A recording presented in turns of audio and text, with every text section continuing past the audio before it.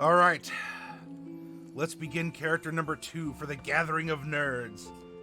If that doesn't sound ominous, I don't know what does. We have a new sheet. Remember our parameters that we had from our last character? They're still here. Let's get to it and build another randomized character for one of the nerds to pilot during their one-shot this coming week. Yep, character 2, place your bets. Old Port Media, do you have the little visor on? You have the garter on the sleeve? Are you working the boards here? Male, female, multi-class. Got odds on them all. All right, race sources. I got 1 in 10 for this and that.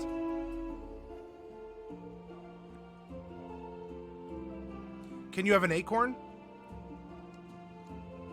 I can pop an acorn for you real quick before we start.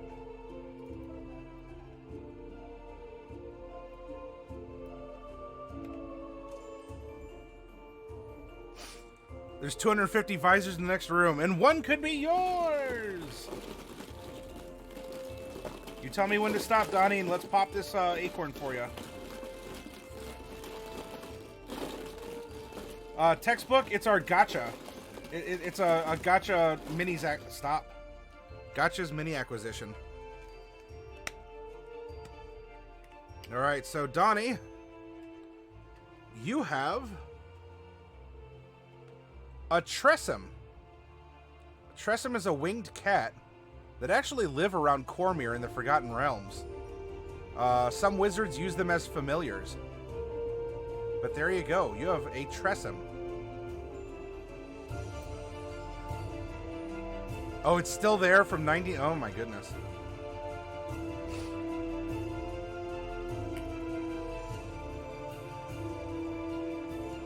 If you, lethality, if you want to force a multi-class, you know, if you say, I want at least one of the characters to be multi-class, we'll roll it normally. The music's a little bit loud, I think. We'll roll it normally until we get to, like, the 4th character, and if the 4th character isn't multi-classed, then we can force a multi-class if you'd prefer.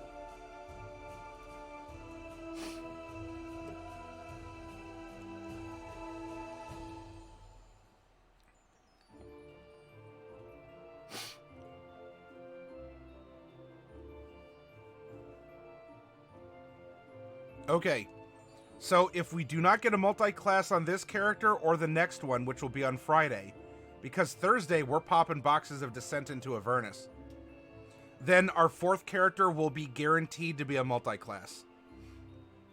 But you know what? Let's find out, shall we? We're going to reset our numbers and a percentile roll. There's a 10% chance we're going to naturally roll a multi-class character. And you know what? Lethality Complex, you got your wish. With a 99, we have a multi-class character. Let's roll percentile again. 30. We have a female character that's multi-classed. Multi-class. Ding, ding, ding. Lethality, you called it. There we go. What are the odds? Old Port, what were you given on a multi-class character? There's only a 10% chance. Race sources. There are 31 different races from the approved ones for the Gathering of the Nerds. 31, and roll it. I rolled a 7. We have an elf. So we have a drow and a ladrin, a high elf, a sea elf, a shatterkai, or a wood elf. There are 6 different kinds of elves. Clearly, Pneumatica. You gotta ask these things. Well, Descent's gonna be tomorrow. It's up to you, though, Donnie. 4. 1, 2, 3. We are a sea elf.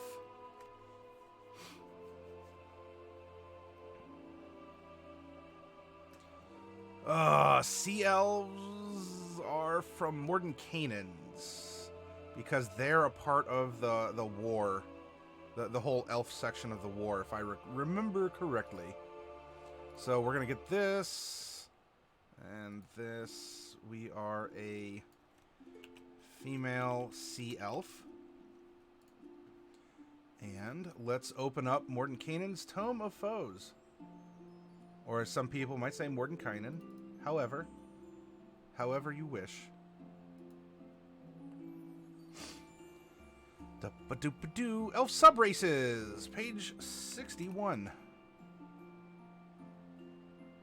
Eladrin, Sea Elf. All right, we're going to keep that open there. Next up. We're going to collapse this.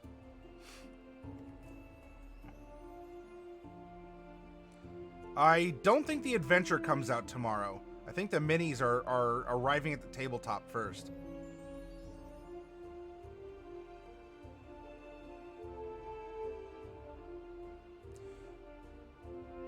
Well, every box should have a large or a huge inside of it, Donnie.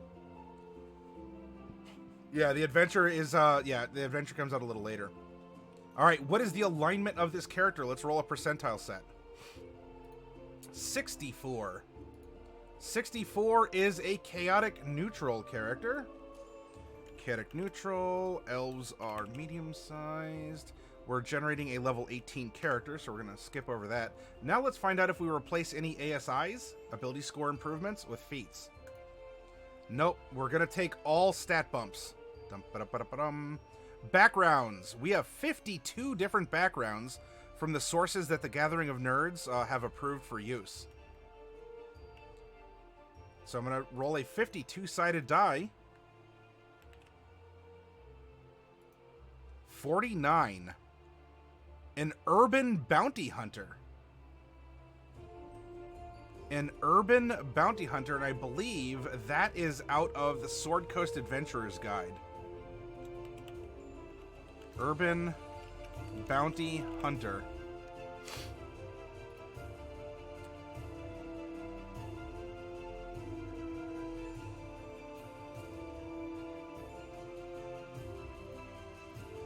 All right, so while we're opening up books, everyone, let's get the skag open.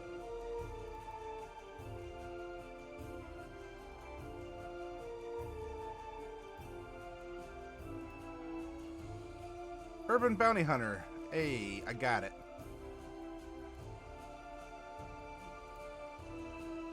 Going back to the document, let's collapse this.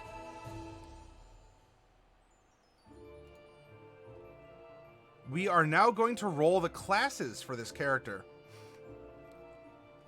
Jorian Drake, guten Morgen to you. Sure, Donnie. I can do so. The first number we roll is going to be her primary class. Now, when we do random multi-class characters, it's either an even split or the first one we roll is dominant in some way over the other one. So even at the least or very dominant at the most. And we are going to have a multi-class character that is a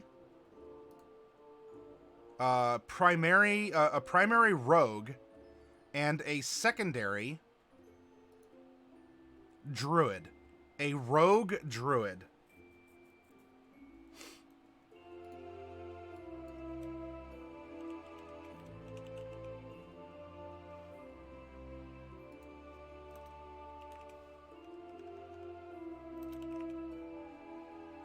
All right. Which kind of rogue? Mastermind is listed twice because it is in 2 different supplements, so, you know, and as well as Swashbuckler. So there's actually 7 different kinds of rogues and not 9. So I'm going to roll a d7. And we rolled 7. That is a thief. That is a player's handbook. Player's handbook. Subclass. And for the druid, Dreamland Moon, Shepherd Spores. There are 5 different kinds.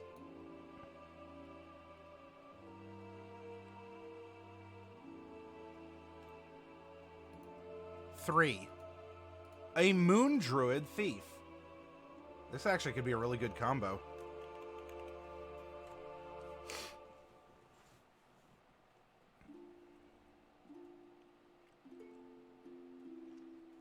Now, as for the split, I don't know, lethality, do you want to randomly choose the split, or do you want us to look at where where they get different abilities and just sort of go from there and put a decent split in levels.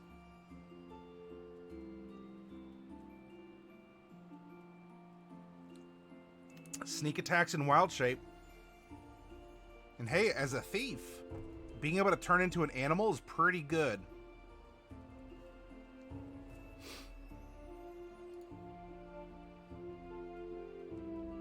Now, for a sea elf, let's find the sea elf for age, height, and weight.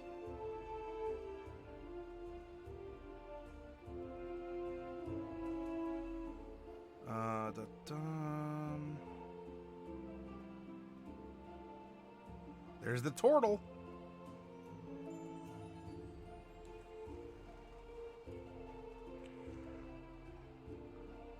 Aquatic elf, descent half elf. Although those are all half elves. Do we have our... We should have a sea elf in there somewhere. Deep gnome, earth genasi, wood elf. Ah, sea elf right here. All right. For her age, I'm going to roll a percentile set. 86. We have an old elf. And an old elf is 100, or it's a 471 years plus 1 D131. So we're going to go through and modify our variable here. So we're going to make a 131 sided die, and then we're going to add 471 to it. And now roll it. Oh, whoops. 471 is the modifier, not the number of dice. Oopsie. She's 566 years old.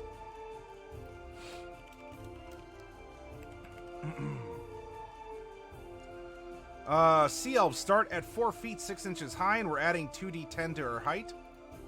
We're adding 10 inches. She is 4 feet 16 inches tall. Now we're going to take that same 10 and multiply it by 1d4 and add that to 100. All right, so she's 110 pounds. I'd say that's her dry weight, but she's a sea elf.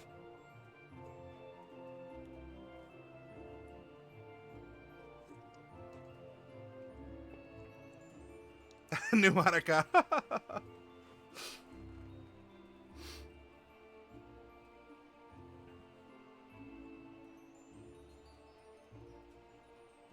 Yeah, exactly, Jorian. Rogue druids could be really, really good. In all honesty, look, in 5th edition, it is tough to make a bad character, even with a weird... who would think on a multi-class, oh yeah, I'm totally rocking a rogue. I'm totally rocking like a thief moon druid. Not many people may, but we're still going to have a functional and fun character. Now, for this lethality, I don't know what you do in the Gathering of Nerds, because you do have a one-shot and you have a druid. If you make your players like choose animals they've seen before, or if you let them transform into anything, because especially by 18th level, maybe you've seen everything. Or if you want us to randomly roll animals or something, we could do that.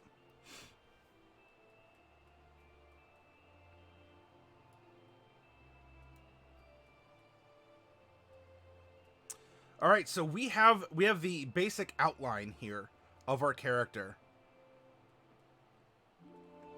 I have not, Donnie. You let him transform into anything? Okay. And a friend of mine once built a sorcerer druid monk multi-class that ended up doing exactly nothing useful. Nothing useful? I don't know. You could have a lot of fun with a build like that. Of course, what kind of a story do you build? Anyway, we have our character. Now, we begin with the background. The race and the class is fun. We're going to build a multi-class. We're going to get there. I want to know who she is first before we figure out what she does. So, as an urban bounty hunter, You know, this is good fluff text. It doesn't have to be the case in your game. This is a good thing to read here. But we have a common. Do I speak it? Choose 2 from among deception, insight, persuasion, and stealth. Well, you know what? Before I get there, if we're choosing, I'm going to skip ahead, and I'm going to look at our personality, because our personality is really going to help us determine a lot of these skills. So suggested characteristics. Use the criminal background in the player's handbook for the basis of your traits and motivations, modifying the entries when appropriate to suit your identity as a bounty hunter. Okay, so we're going to go here and go to criminal. A lot of the Sword Coast Adventures guides are half new backgrounds, where they're going to tie into the personality traits, ideals, bonds, and such. You know, have a different beginning part.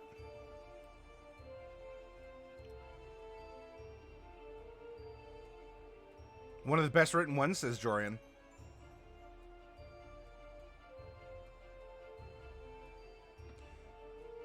All right, so our characteristics, we're going to roll 2d8. 4, 1, 6, 6, 4. 4. 1, 6, 6, 4. Her personality is, I would rather make a new friend than a new enemy.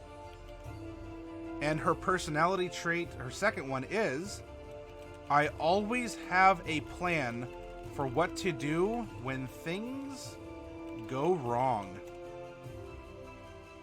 Kind of nervous, very observant.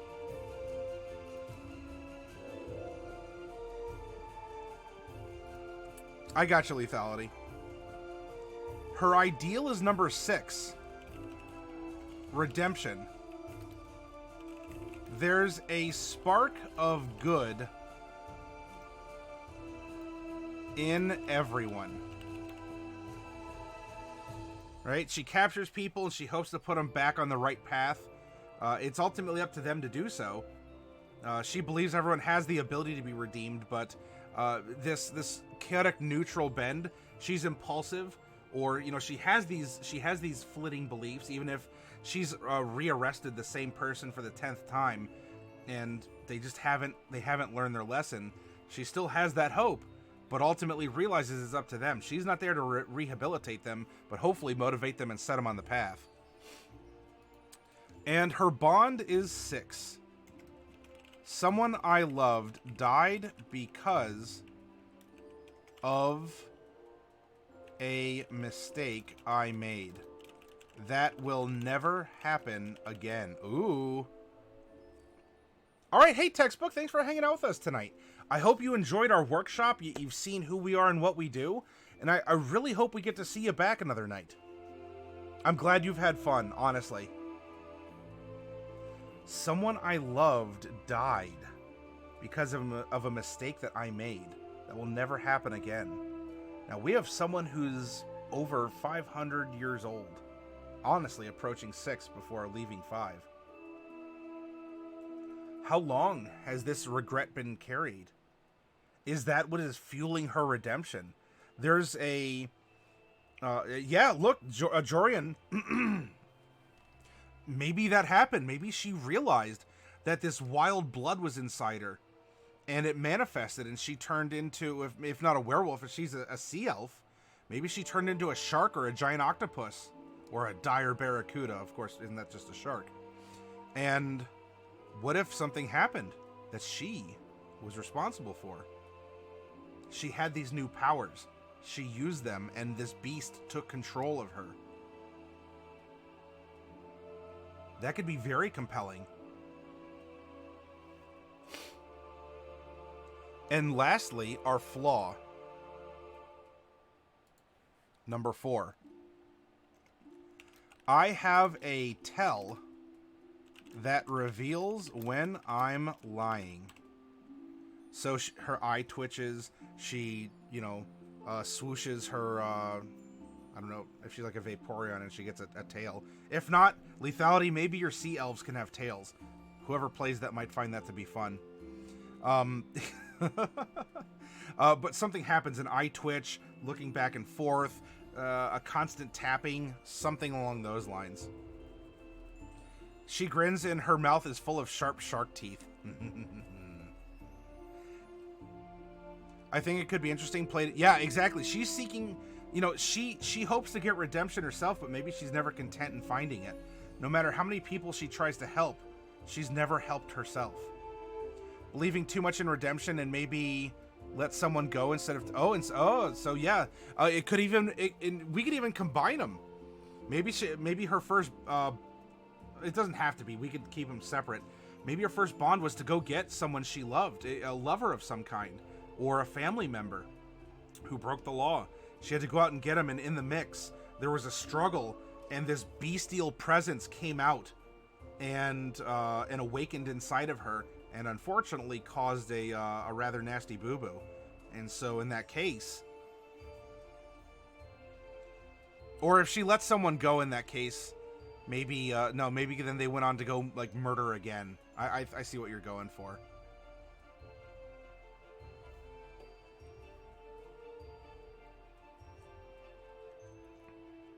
So I want whoever rolls this character, make sure you have them let you know what the tell is, because that could be fun to roleplay. You know, like a tapping of the nose or a kind of a thinking. Okay, so now that we know a little bit more about her in that regard, choose 2 from among Deception, Insight, Persuasion, or Stealth. Let's see, I'd rather make new friends. I always have a plan for what to do. Redemption, I'm picking up a very heavy persuasion. Here. Someone I love died because of a mistake I made that will never happen again. That could be Insight. If, you know, she should have read someone, she should have turned them in, but she didn't, you know, she didn't have that confidence. Insight could help with that. Deception, if I have a tell that reveals when I'm lying, I'd almost say Deception is not on the docket there. I always have a plan for what to do when things go wrong. That could be Stealth, in case something happens and she needs to get out of there. Maybe not be seen because the person had a chance of seeing her first. I definitely like Persuasion. I like Persuasion.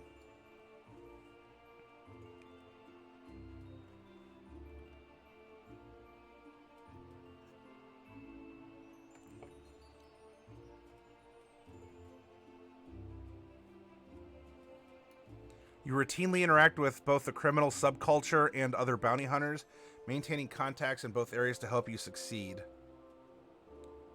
You may be a cunning thief catcher, prowling the rooftops.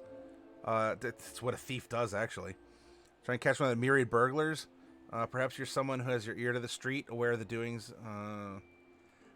I think Insight, then. She seems to be very emotionally invested in her work. Now, choose 2 from among 1 type of gaming set, 1 musical instrument, and Thieves' Tools. Well, I'm looking ahead. We're going to get Thieves' Tools for being a rogue. So why don't we give her a gaming set and a musical instrument? And if we go to the player's handbook, in Chapter 5 for equipment, there is a list of just those. And so we have 4 gaming sets that are listed, and Lethality said that any of the 4 are fine. 1. So she is good at dice.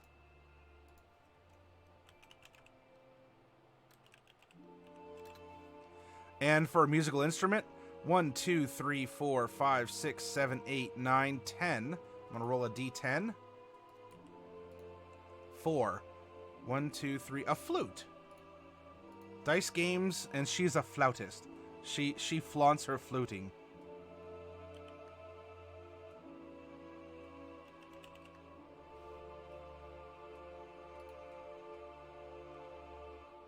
A set of clothes appropriate to your duties, and a pouch containing 20... So, I guess that'd be something like traveler's clothes.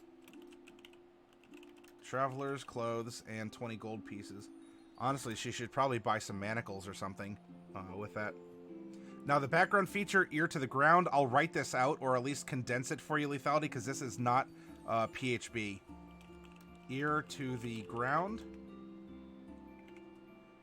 You're in frequent contact with people in this segment of society that your chosen quarries move through. These people might be associated with the criminal underworld, the rough and tumble folk of the streets, or members of high society. This connection comes in the form of a contact in any city you visit. A person who provides information about the people and places of the local area.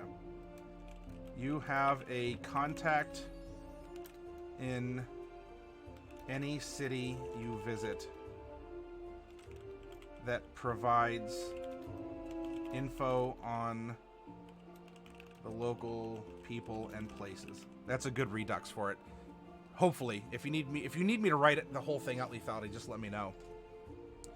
All right, excellent. We are a bounty hunter. We've learned more about her by this exercise than they could be sailors or pirates, exactly. They could be other bounty hunters. They could be town guards. They could be criminals even.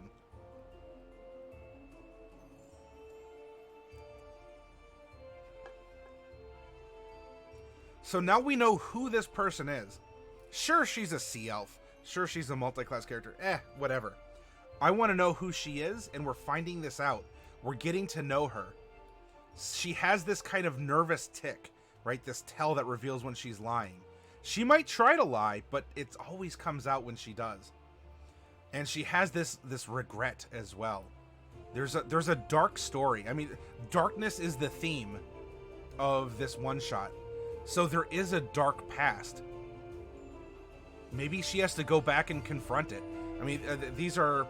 I'll give you a good. I'll give you a good DM worksheet also, Lethality, if you want some ideas for the one shot that involve the characters. So someone I love died. I'd rather make a new friend. So she wants to be friendly. She wants to meet new people. And I always have a plan for what to do when things go wrong. Now we're gonna head to Mordenkainen's Tome of Foes, and we're gonna find out who she is as a sea elf. Sea elves fell in love with the wild beauty of the ocean in the earliest days of the multiverse. While other elves traveled from realm to realm, the sea elves navigated the deepest currents and explored the waters across 100 worlds. Today they live in small hidden communities in the ocean shallows and on the elemental plane of water. So our con increases by 1. This is as a sub-race, where we still get elf. We still get the basic elf stuff. What else do we get? Sea Elf Trainee. You have proficiency with the spear, trident, crossbow, and net. So in addition to rogue... Oh, this is going to be an interesting weapons list. We're going to make a note here. See list below. And put 2 little asterisks here.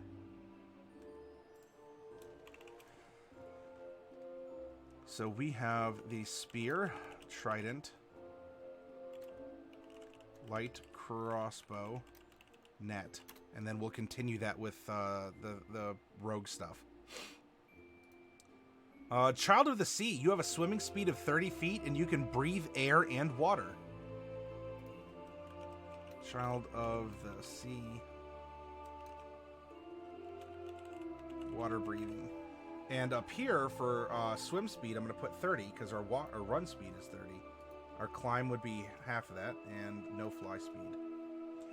Friend of the Sea. Using gestures and sounds, you can communicate simple ideas with any beast that has an innate swimming speed.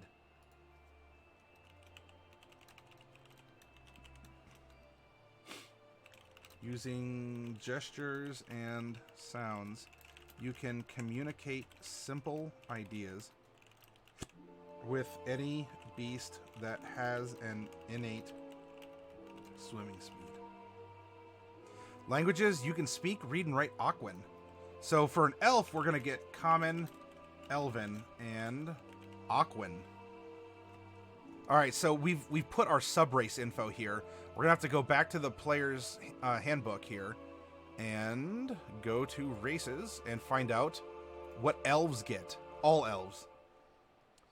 Your dexterity score increases by 2, so we're going to float that here. Speed of 30 feet. We do have 60 feet of dark vision. We have proficiency in the perception skill from Keen Senses. and Fey Ancestry. So we have advantages versus Charmed. And we can't be magically put to sleep.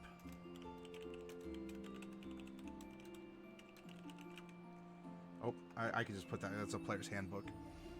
We also get 2 Trance. We have our languages down, and we already filled in our sub-race. There we go. Ouch, says Jorian Drake. I just read the sage advice on sneak attacking wild shape.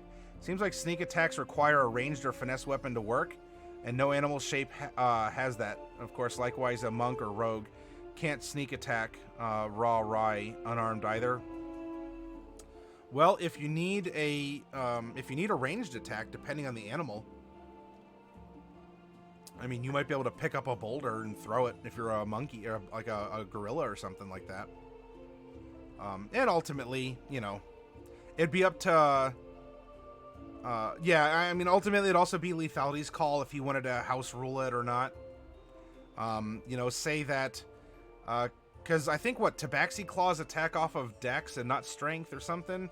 So maybe if you turn into more of a dexterous animal, he'd allow a Dex attack with claws, or, you know. It depends. You're absolutely right, Jorian. You could play just by that, and he says, nope, it's not a it's not a finesse, or it's not a thrown, or whatever, a ranged attack, so I won't allow it. And that may very well be.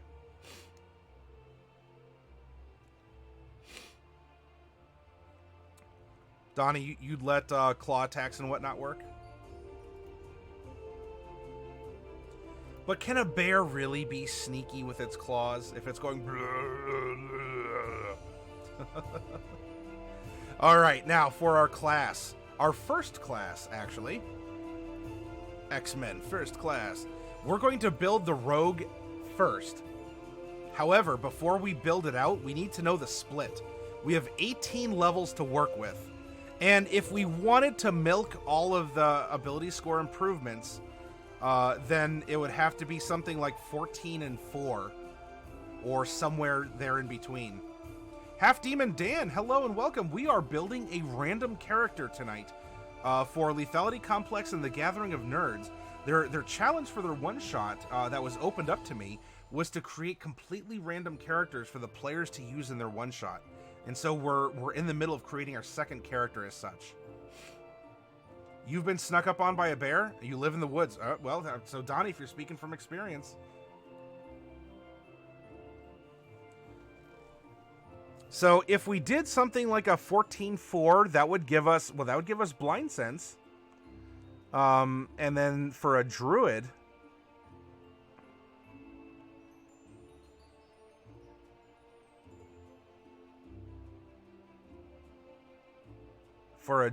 that would give us a wild shape improvement. However, at 6th level, we get a druid circle feature. So what if instead we split it 12-6? 12 rogue and 6. So we would get our next moon feature at 6th level. And then if we go back to rogue at 12...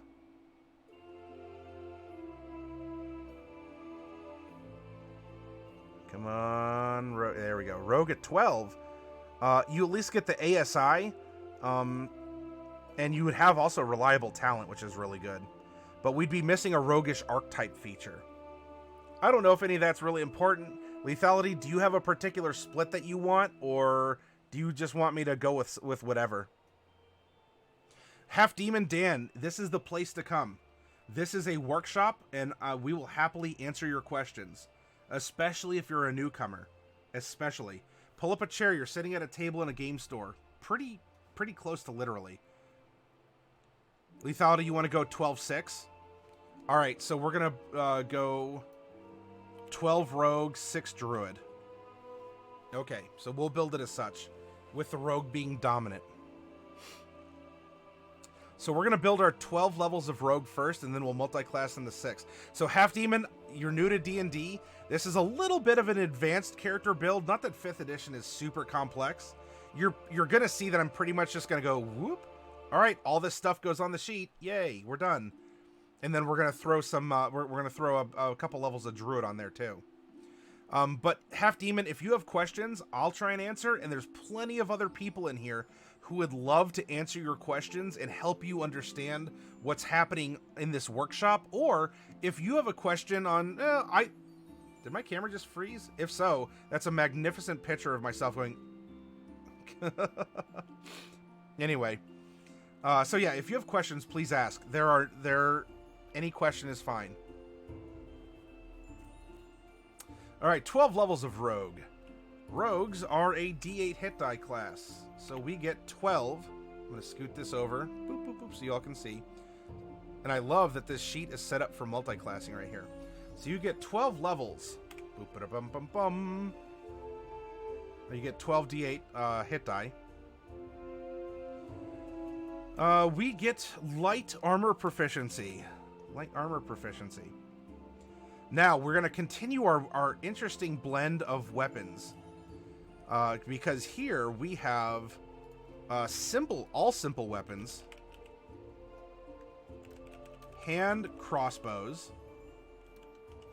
Long swords. Rapiers and short swords.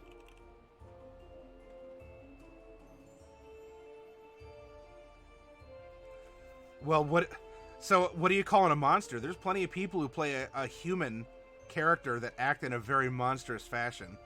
Or are you talking like, can you play as a skeleton or something like that?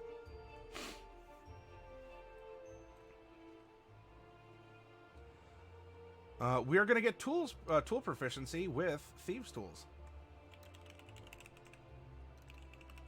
And by the way, we're also going to be able to speak Thieves' Cant.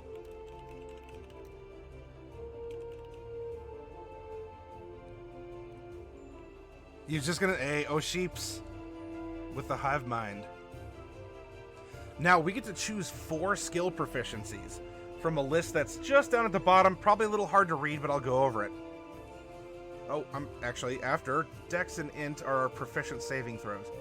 Acrobatics, Athletics, Deception, Insight, Intimidation, Investigation, Perception, Performance, Persuasion, Sleight of Hand, and Stealth. Well, we already have some of these. We have Perception, Persuasion, and Insight taken care of. Goblins actually are a playable race.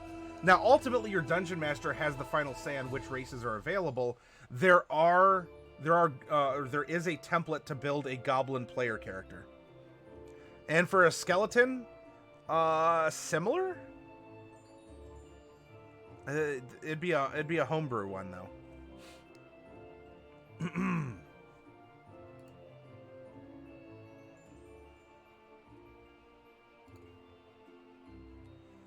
Let's see. Based on her personality or her profession, she's an urban bounty hunter. I'd rather make a new friend than a new enemy. I have a plan for what to do when things go wrong. Well, she's probably very acrobatic. Both underwater and, for twisting and turning and for doing a bunch of other 3D&D stuff. I think acrobatics would be one that she'd be good at. Someone I love died because of a mistake I made. I have a tell that reveals when I'm lying. Rather make a new friend than a new enemy. Oh, you know what? She has a flute. She could play that and have a performance. Not very good at deception, I think, because of her tell. I don't know if she's really intimidating. So if we're putting clues together, I would say investigation. Investigation and maybe athletics. Well, so it's a thief. She's a thief, but a thief in mechanics only. It doesn't mean that she is a thief herself. We're simply applying a set of mechanics to her based on the thief archetype for rogue. But sleight of hand could work. So she's good at dice games. Sleight of hand arguably might be for complex flute playing.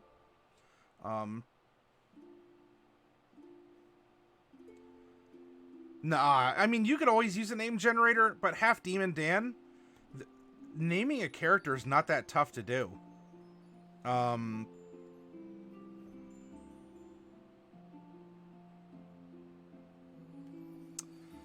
For example, your character, you are making a goblin character, and his name is...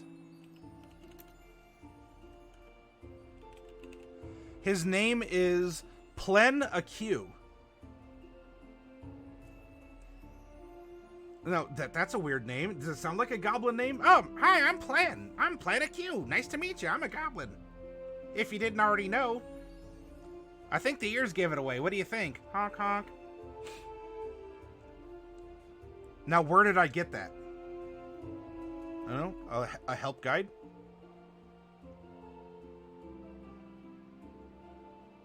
Plen Aq.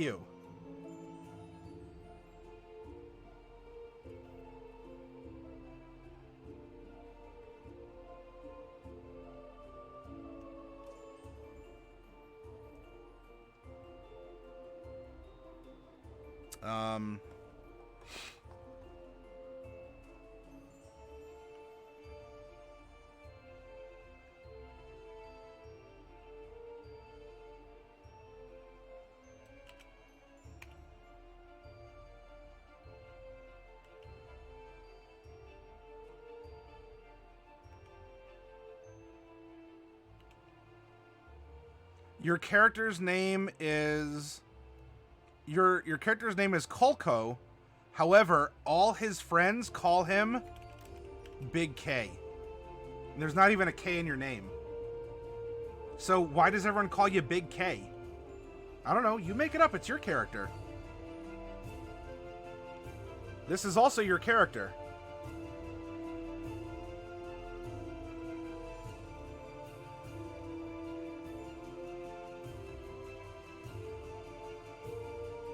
Or your character's name is Lori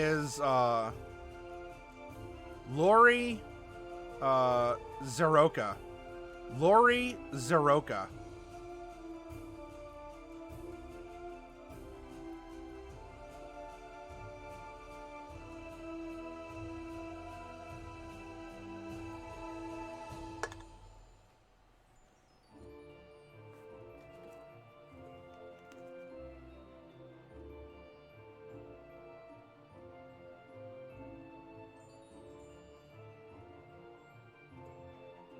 Your name is Snooky Odor. Snooky Odor.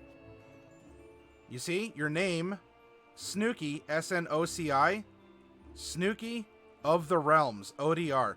Odor is your family name. Oh, you're from the Odors? Of course I am. Aren't you? Most of the goblins are. We're all almost cousins. There, just find whatever's around you, half demon.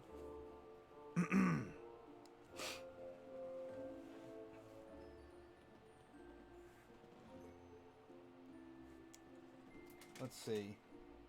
I think I made my point. But yeah, half demon Dan, you don't need to, just because someone says I made a goblin name generator, that may very well be using, printed suggestions from other books, which is fine. However, it's your character. Just look around you. Do you have a can of soda? Do you have a bottle of tea? Do you have, I don't know, do you have some medicine, a medicine bottle close by? Did you order pizza? What's the name of the pizzeria on the box that's next to you? Use that for inspiration. It's all around you. Look at things in reverse. Mix up the letters. It's a game of storytelling where anything can be anything. All right, so we have all that stuff. All right, so we have 1, 2, 3, 4, 5. We got 2. We took persuasion and insight, and then we got perception from being an elf. So we took performance and acrobatics. Now we get 2 more. Oh, we were saying sleight of hand. And probably athletics, if she needs to chase people down and try and get them. This one's close, half demon. Ah, okay. So your goblin's name is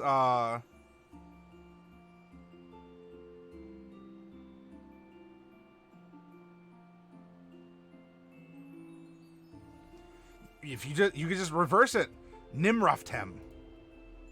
I'm Nimroftem, or just Nimrof. Nimrof the Sweetie. There you go. Your goblin is Nimrof the Sweetie. Why the Sweetie? 'Cause I'm sweet. Have fun with it. And you know what? If you don't like that because of, if you don't want to sort of accept that, which is fine. Look, you're not the only person in the world with that, Dan. Not at all.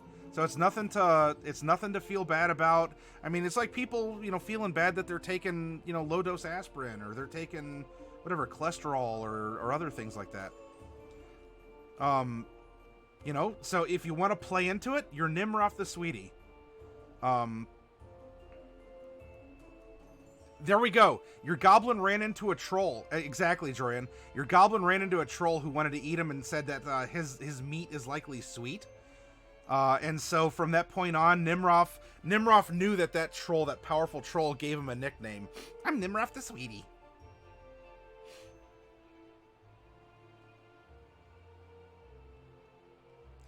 Another good one would be Temnim. Hey, TJ Fate, welcome. All right, so we have our skills. We're going to get some more stuff, a rapier or a short sword. Ultimately, is this going to matter too much? I would argue a short sword, if you want to do a lot of climbing, a short sword is superior because it has a broader blade that could be wedged into masonry and used as a step. A short bow and a quiver of arrows, or another short sword. Ooh.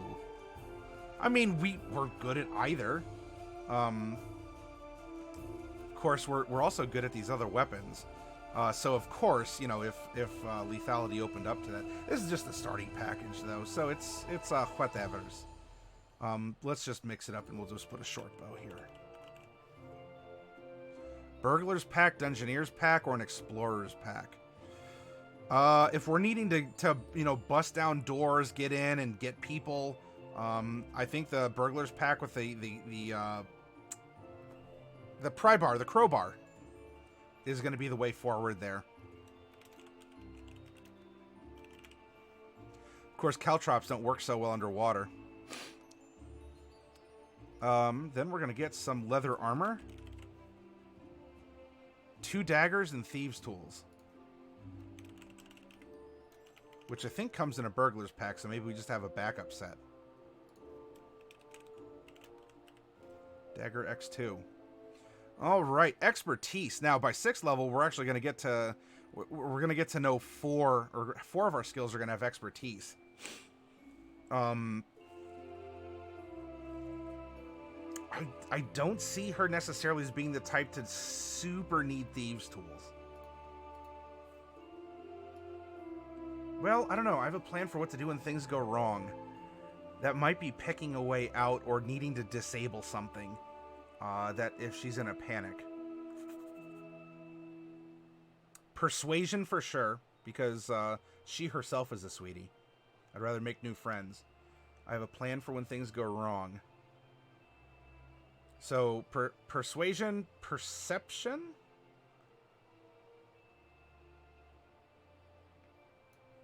And acrobatics, I think, would work really well. Let's go acrobatics, perception, and persuasion.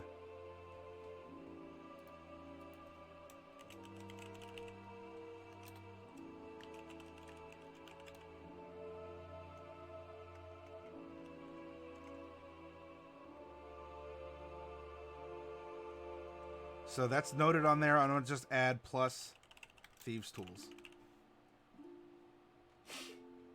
Okay. We're going to get sneak attack. Whoops. Sneak attack. Oh my goodness. Sneak attack is going to be Hewegg at 12th level. We have a 66. Also, our proficiency is a +6. Forgot to fill that in. You remember, your proficiency isn't based on your class. It's based on your character level. We're character level 18, though we have 12 levels in a class. Thieves Can't we have cunning action? This is all why rogues are arguably the best tank. Cunning action. Uncanny dodge or uncanny doge. That's if you have an animal companion. Evasion. Oh my goodness. Our two characters are just absolutely going to say nope to damage. Oh, Reliable Talent's really good.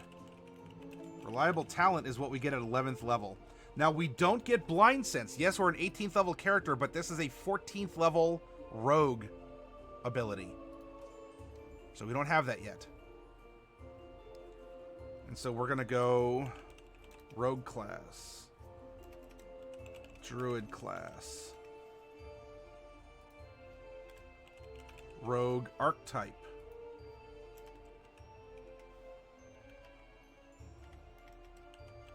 Druid archetype.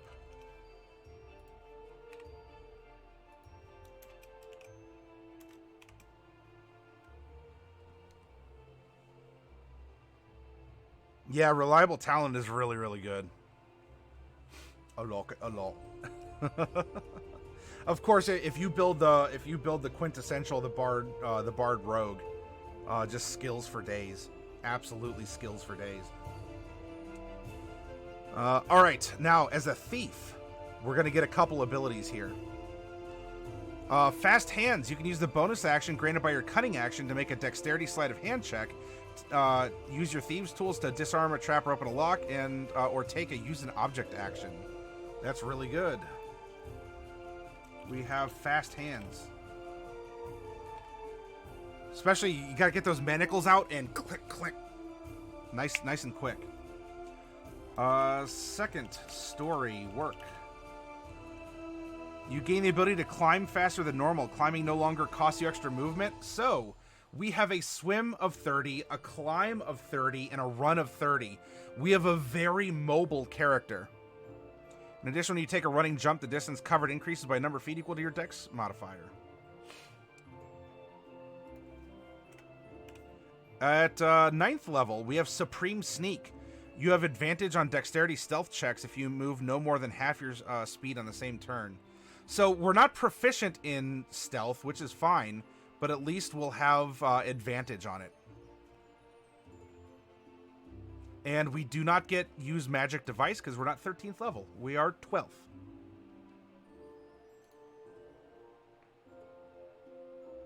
Oh yeah, it's crazy, Jorian. And Madden the Gee, welcome. Hello. Yes, so your character level is everything combined. Now, most people will probably just play. If I'm a barbarian, I'm a straight up barbarian, Dan. And so I'm an 18th level barbarian, and that makes my character level 18. However, let's say I want to go barbarian monk. Good combo. And I have 4 levels of barbarian and 4 levels of monk. I'm still an 8th level character. I'm just a 4th level barbarian and a 4th level monk. Now, when we multi-class into Druid, this isn't necessarily a complexity thing here. We need to make sure that our dex is at least a 13 and our wisdom is a 13. That way we have the qualifications to dabble in both. It's not going to be that tough to do. We can do that off of our starting ability scores. What do we get for being a druid? Well. Sure, we could wear light armor as a rogue. However, we are going to get medium armor proficiency and shields. So our armor is light, medium, and shield use, which could be really good. Druids will not wear armor or use shields made of metal. That is a stern suggestion in the rulebook. However, I mean, how many of you have played a druid and you're like, well, I can't wear full plate made of steel, but I can wear full plate made of ironwood, which is steel. It just looks brown. So in 5th edition, they kind of realized that and put in a roleplay guideline that they will not wear or use metal in their armor. But ultimately, you know, give them ironwood if you want to work around, or just say, I don't care. You can wear metal. Metal's natural. Metal comes from the earth. Yeah, you know, your scales aren't metal scales. They're dragon scales or a creature. There's a lot of ways you could cosmetically flavor stuff. Yes, Dan, as you continue to earn levels, you get more abilities and the ability to hit more often and harder, more spells and the like. And now our spell slots, well, hey, wouldn't you know? Our spell slots, we don't need to do any sort of math for this because we're just adding 6 levels of Druid. This is a very easy multi-class to do. Because now we're just going to staple this onto the character sheet. So we come up here, we have 6 levels. Druids are a D8 hit die. So in this case, if you didn't want to split, because they're the same D8, you could put 18 D8 hit die. If you want to split it, just as an example, we have 6 D8 that are Druid hit die, but it's not going to matter. If we went Barbarian, then we'd have a split. We'd have 12 levels of the Rogue D8, and we'd have 6 levels of the Barbarian D12. Whatever you want to do. Whatever's best. Now, the features in all this, the proficient, or I'm sorry, the hit points are what they are. Proficiencies, that was already taken care of on that last page that you saw. We are going to get, let's see, 4, 3, and 3 for spell slots. And we're going to know 3 cantrips. 1, a 2, a 3. 3. We're not going to get the starting equipment. We're going to have another secret language. We know Thieves' Cant and Druidic and Aquan and Common and Elven. Oof, we have quite a versatile character. And we can also speak to swimming creatures, let alone with any Druid spells. Cantrips, you can just cast over and over. They don't deplete. There's no resource management to them. Spellcasting, we're going to get back to that. Now, Wild Shape.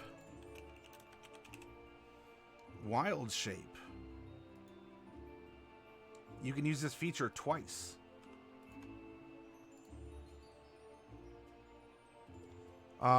So right now there's no limitations, and our max CR is actually going to be modified because of our archetype. But if we go down here, Wild Shape CR equals.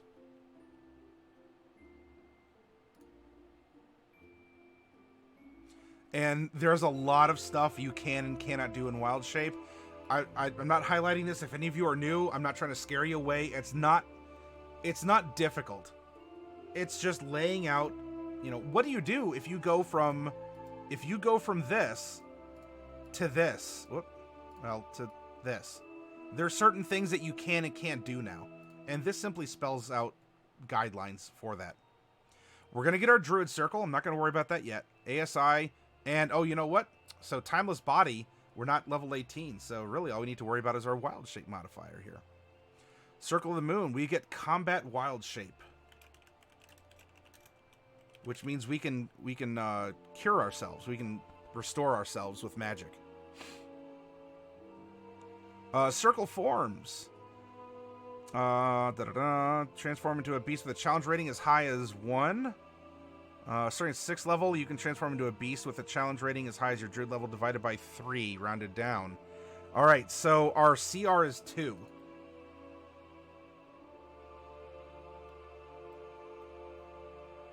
And we also get Primal Strike at 6th level.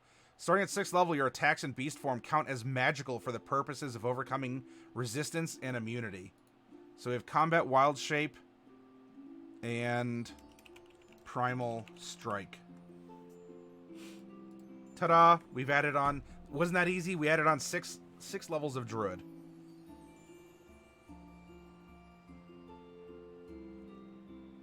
Sleight of hand check as a literal skill monkey due to wild shape. You want to multi-class your Hexblade, says Madden, with Pact of the Blade, but I cannot decide between Warrior and Rogue.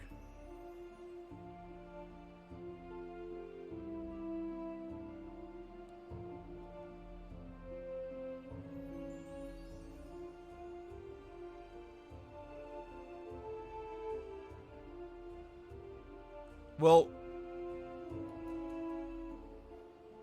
Hexblade itself, unless I might be remembering things incorrectly, isn't Hexblade itself a pact, so you wouldn't be able to be a Hexblade and Pact of the Blade?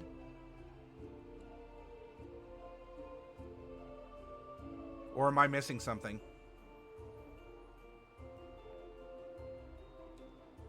But honestly, Madden, in any case, I could make an argument for either. It's very difficult to make a bad character. So it just depends on, what's the theme? What's the fluff to your character? The story, the backstory, the hopes and dreams and goals of the character. Or what's the crunch? Is there a weakness you want to try and cover for? Is there something you want to be super duper good at? And also we need to know what level you're at. Oh, okay. All right. So I've not played a Hexblade. So I wasn't sure if that was a patron or if that was the pact in that regard. Okay. So yeah, sorry about that. There's a lot of combos, and I've not gotten to play. I've not run for a Hexblade, and I've not played a Hexblade myself, even in 4th edition.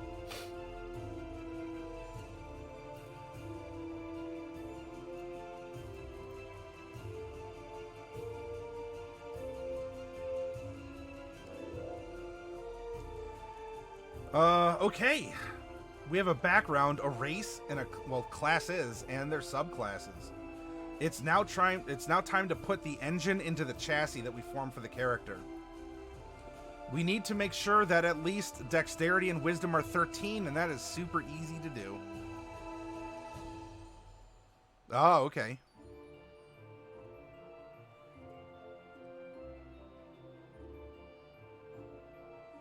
Yeah, and Dan, if you're new, just have an idea. Do you have a favorite comic book character, a movie character, someone from a novel, whether it's fiction or nonfiction? You can build anything out. Don't worry about the mechanics. Go for what you want to play, what you think is cool. And you can build it easily.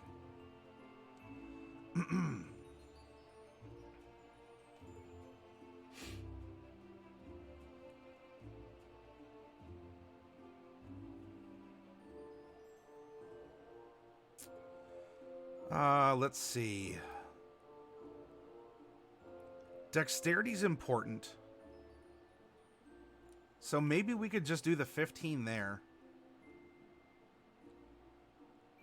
Let's put the 14 in wisdom. Get that out of the way. So now we can... At level 1, we could have multi-classed.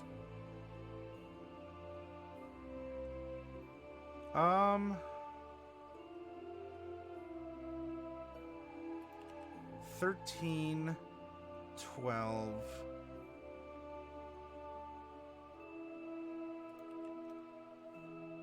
10, and she doesn't have to be the brightest. I mean, look, at a saving throw, if she's just good at her saving throw, which would get a +5, it means that she's keen enough to react to danger, but she's not necessarily book smart for Arcana History Investigation.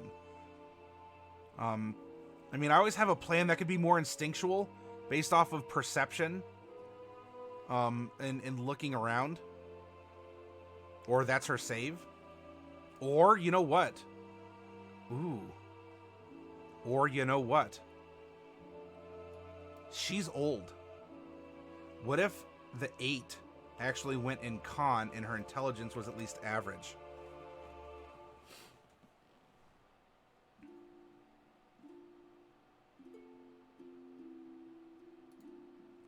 This would be interesting.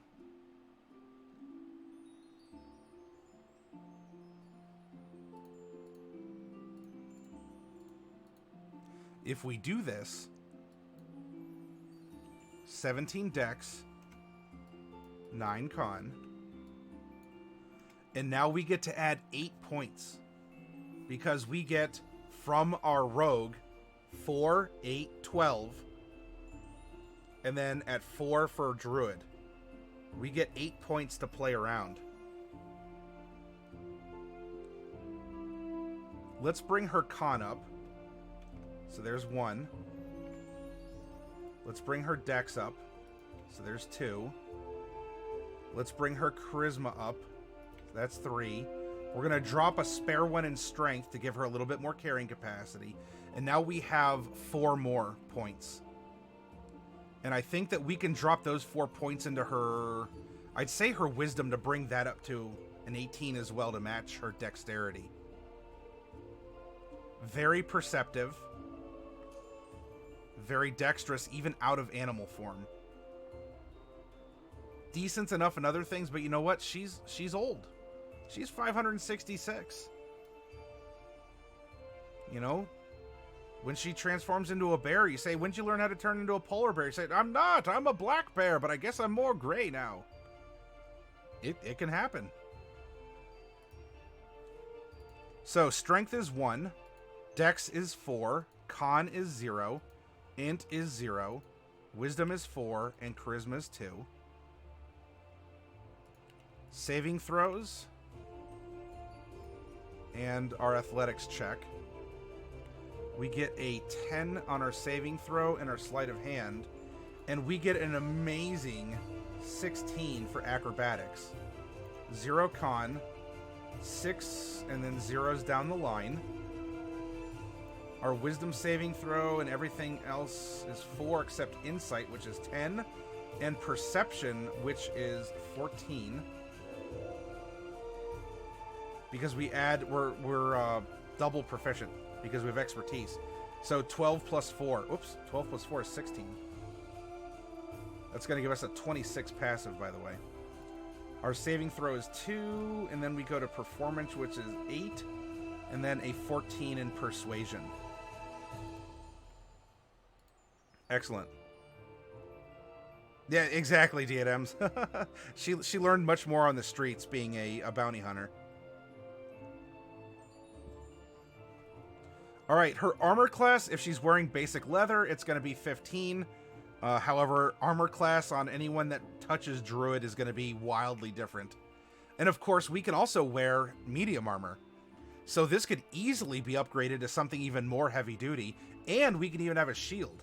So her AC is extremely in flux. This is just with the starting gear she gets. Initiative is a +4. Hit points. All right, here we go. We get 6.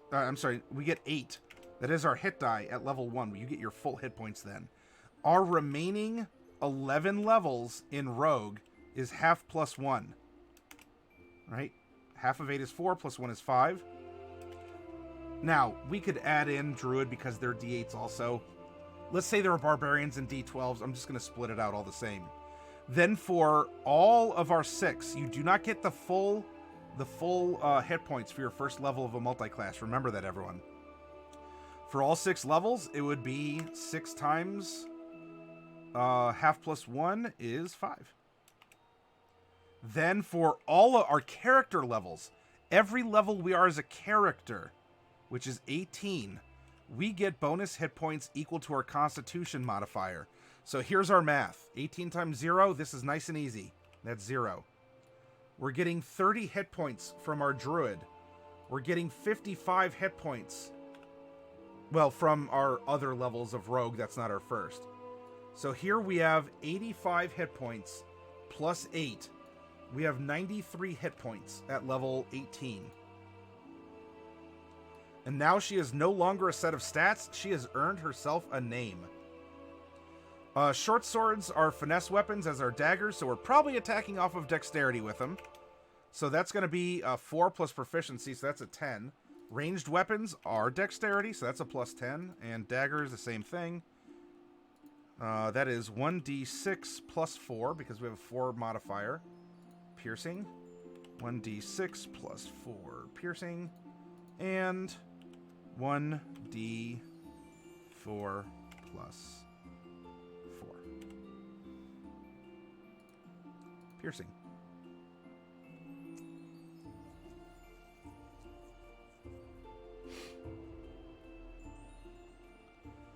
Now, if we're attacking with spells, our Druid spells attack off of Wisdom. That is going to be a 4 plus our proficiency modifier, so that is also a plus 10.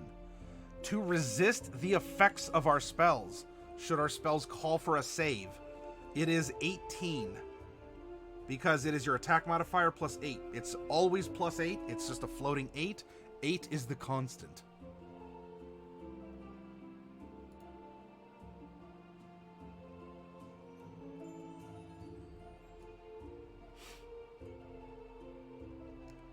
Lethality, would you like me... I know druids can change up their spells. Would you like me to roll up the random starting spells for this character when your session starts? You gotta go to bed now? No, it's fine. No, Sheeps, do what you gotta do. If you have that commission to work on or stuff for other work, that's fine.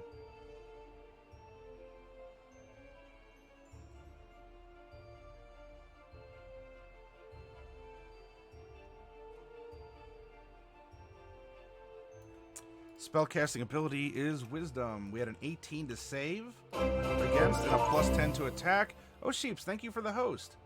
And Wild Shape, we can do that twice. Druid and spells prepared equals our Druid level plus our Wisdom modifier. So that is going to be, we can prepare 10 spells. And we have 4, 3, and 3.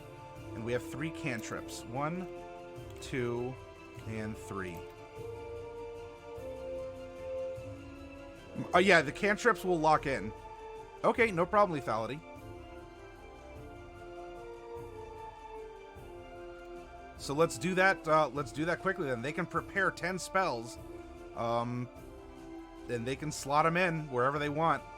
However, they are fixed. There's no getting around the fact that they have the spells. Actually, I closed Xanathar's. I guess we'll roll it. So we'll roll 3d4.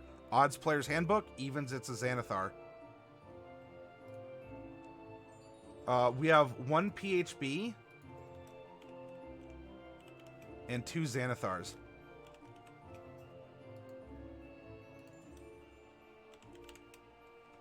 Okay. The Player's Handbook, Druid cantrips. 1, 2, 3, 4, 5, 6, 7, 8. Gonna roll a d8. Number 7, Shillelagh.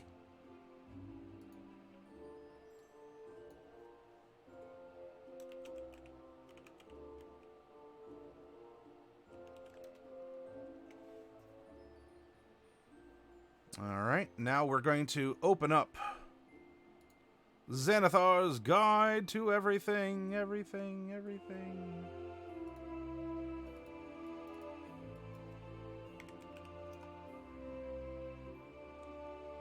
Druid cantrips. 1, 2, 3, 4, 5, 6, 7, 8, 9, 10. Gonna roll 2d10. We get 3 and 9. Frostbite. 4, 5, 6, 7, 8. And Primal Savagery. Maybe that's where we got our... maybe that's why we accidentally killed someone. Primal Savagery.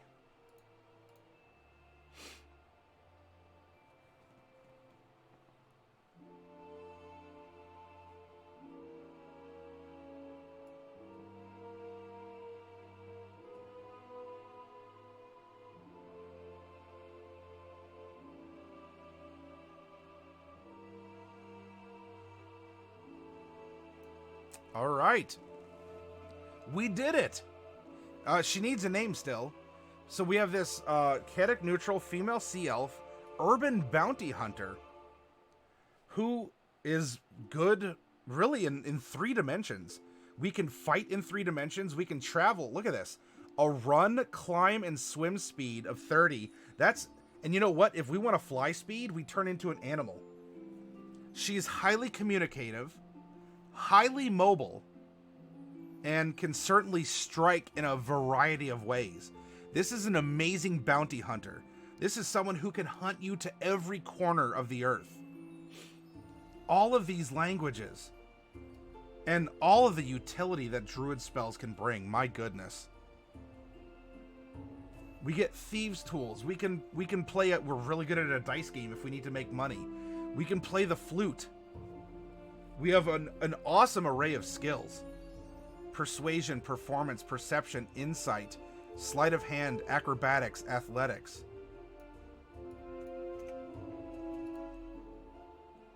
Our armor can absolutely be out the wazoo if we need it to.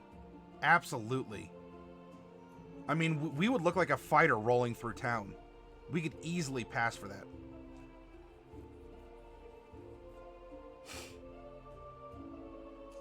And by the way, if I ever needed to wear anything heavy that had a higher strength, because if we go over here, boop,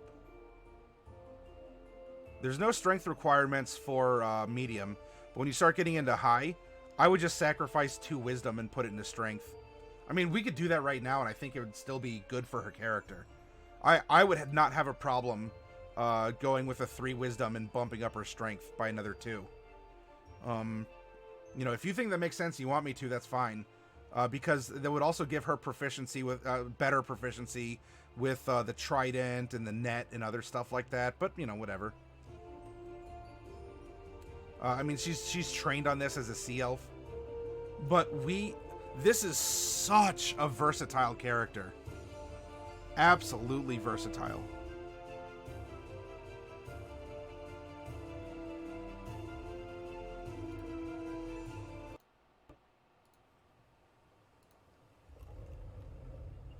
Yeah, AC and hit points change. This woman is not the same woman twice in a day. I mean, she can just do so much, even at her advanced age. Look at this. She can find information anywhere she goes from people and animals. Naturally, just if they're swimming animals, or if they're more of a beast kind, then she just gets that one druid spell that would allow for it.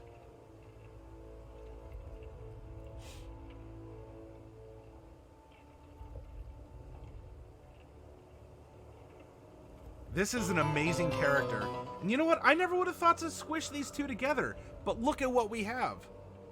Creature painter. Hello. I can imagine, do you paint miniatures, or is this, do you do like landscapes with animals?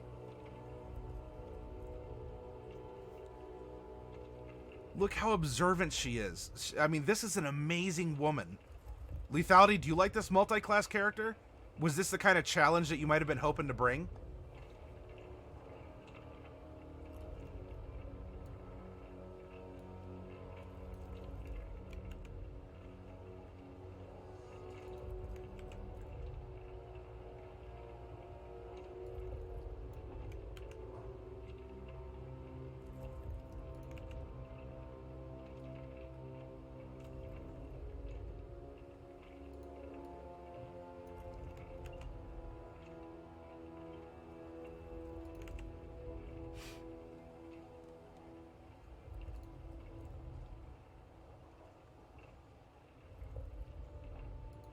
The question is, what's her name? I'll tell you what, Half Demon Dan, are you still here?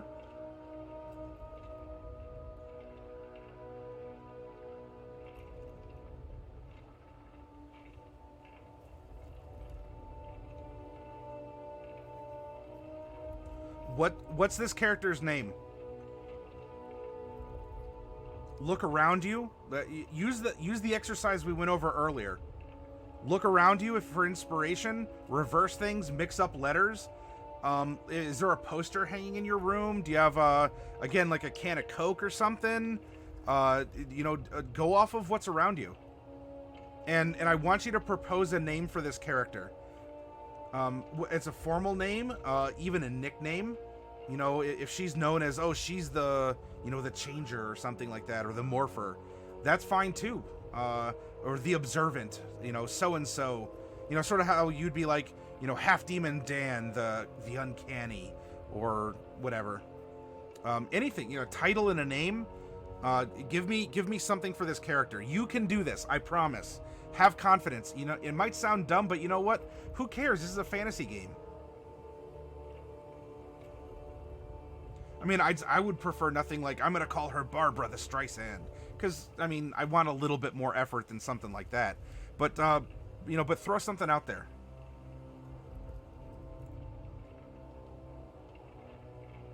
I think an aquatic, elven, water-related, Greek and Latin. Is that because, well, I mean, both those are very seagoing societies. Italian might even work. So we have a sea elf who is a bounty hunter, primarily an urban bounty hunter. She is very versatile. She can climb and swim, and she could be anywhere. She could be anything. She could turn into a bird. She could turn into a fish. You know, she's everywhere. But ultimately, in her heart, she believes in the redemption of people. So she gets criminals, yes, but she gets them so that hopefully they'll get the help that they need. But, you know, I don't know Sea Elven naming conventions. You could name her whatever you want. Is her name Burble Glurble? That could be an official name of the Sea Elves. If you want it to be Burble Glurble. She could have a nickname. Yeah, her name is Burble Glurble, but everyone calls her Bubbles or something. Or if she has a favorite animal that you think she turns into, do people call her, you know, the dolphin or something along those lines?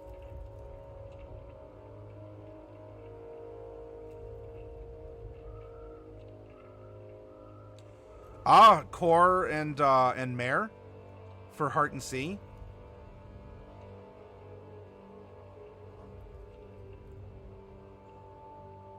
And ultimately, that's the reason why you give a character a name. You'll like it. Hey, Hark, welcome.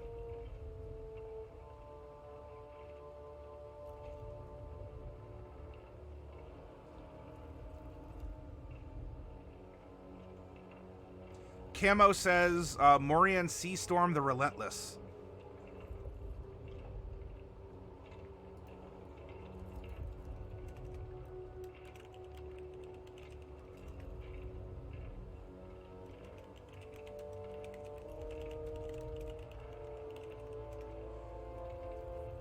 I'm writing down suggestions. It's fine.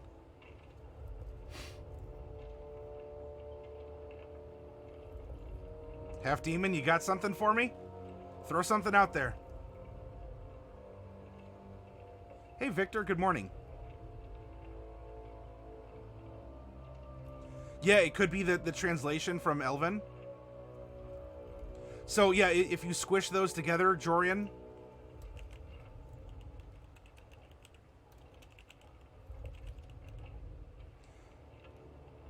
Make a decision, Dan. Decision now. What's the first thing that comes to your head? Throw it out there. Don't look at the other names. Don't look at them. Just throw out a name right now. Just do it. Just do it. You got this. Throw out a name.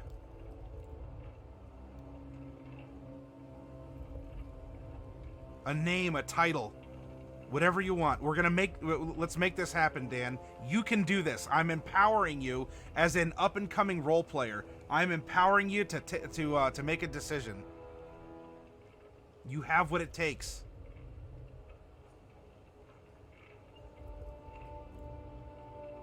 Tier? Okay. And what... Alright, so continue the thought, Dan. Why is it tier? Or is it tier, or is it tear? Because English is stupid. Is it tier, or is it tear?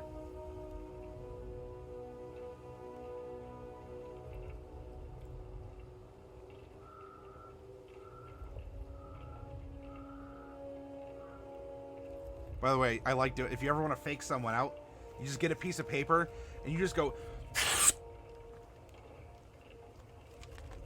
Still whole. Like a dollar, like get a dollar bill or a $10 bill off your friend.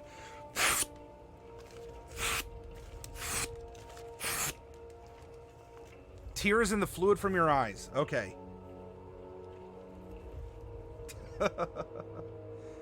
All right. Dan, that works very well. It absolutely does. As a sea elf, maybe she has nictating membranes that keep her eyes wet because she's so used to it. And so maybe her eyes always look wet when she's out of, well, obviously when she's in water. When she's out of water, maybe it always looks like she has tears because she has to keep her eyes wet with her third eyelid, her nictating membranes that makes her blink this way instead of this way. Or it could be from something else. Does she have a tear tattoo? Or maybe she has a little scale patch that looks like a tear. You know, she regrets something, right? Someone I love died because of a mistake I made. She could be carrying that as a mark. Do you see, Dan? If you throw one thing out there, we can make it attached to anything else that we want. All right, so we had these names. This is kind of a combination of Cormeraine,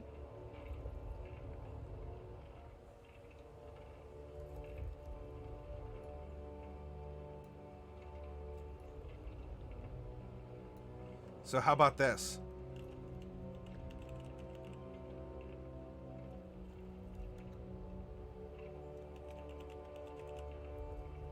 How about Cormeraine Stormtear? Because she always, maybe her eyes are gray. Why not? Her eyes are gray, and she always looks like she has tears coming down her face. I mean, she's a passionate woman, but again, her body's trying to keep her eyes moist at all times.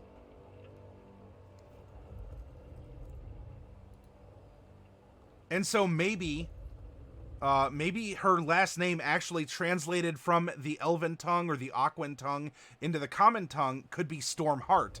She has a great heart, but everyone calls her Stormtear.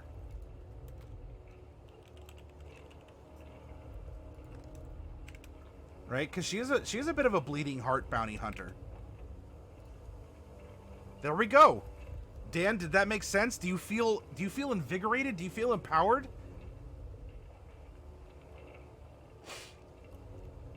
Most people think Hungarian is hard, but mainly because we have additional letters others don't have. This, however, results in clarity. What is written is always said in the same way, unlike the tear issue. Yeah. Not really. Oh, Dan, you're killing me. All right, well, you keep hanging out with us. In fact, if any of you are out there are new and you haven't joined us on our Discord, I understand you might be in 11 billion Discords. Can you make room for one more and give us a chance? If you like what you see here, join us online. We have a mentor workshop if you have questions. We have good inspiration and motivation. You can talk to other people who are new or old pros.